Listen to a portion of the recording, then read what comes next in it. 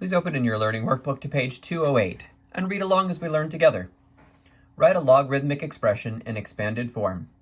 In the logarithmic equation shown below, the left side is called the condensed form and the right side is called the expanded form.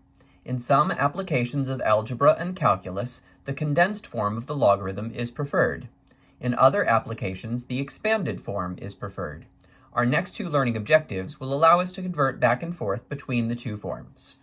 Condensed form, log of the fraction ab divided by c is equal to log of a plus log of b minus log of c.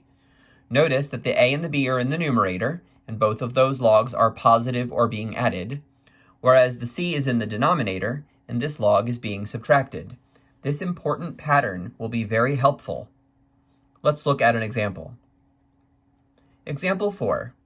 Writing a logarithmic expression in expanded form. Instructions. Write the expression as a sum or difference of logarithms. And we have the following. Log base 2 of the fraction z cubed over xy to the fifth. All right, here's our solution. So the first thing we're going to use here is we're going to use the quotient rule for logarithms, the quotient property for logarithms. It says that when you have a log of division, you can turn that into two logs with the same base being subtracted. You just have to make the numerator the argument of your first log and the denominator the argument of your second log.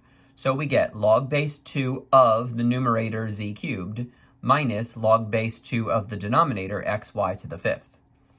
The next property we use is the product property of logarithms. Focus your eyes right here where I'm pointing. Log base 2 of the product xy to the fifth. There are two things being multiplied in that argument, the x and the y to the fifth. Each one will get its own logarithm. And because we are replacing something with something new, the new thing must be put in parentheses if the original thing had a multiplying neighbor or an exponent or was subtracted.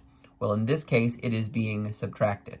So we're going to replace log base 2 of the product xy to the fifth with log base 2 of the first factor x plus log base 2 of the second factor y to the fifth.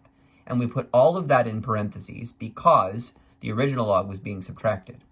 So now we have log base 2 of z cubed minus parentheses log base 2 of x plus log base 2 of y to the fifth, close parentheses.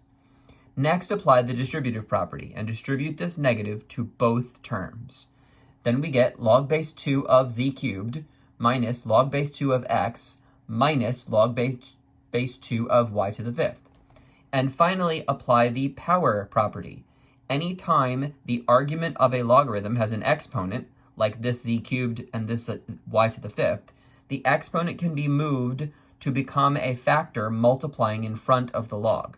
So this 3 moves down and in front, this 5 moves down and in front, notice that it goes after the subtraction sign, and we get our final answer.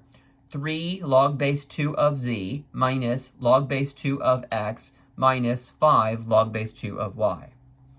Here's a blue box tip.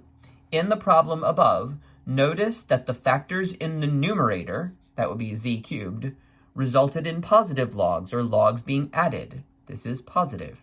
Whereas factors in the denominator, the x and the y to the fifth, resulted in negative logs or logs being subtracted. That one was the x and that one was the y to the fifth. Notice that they are both being subtracted.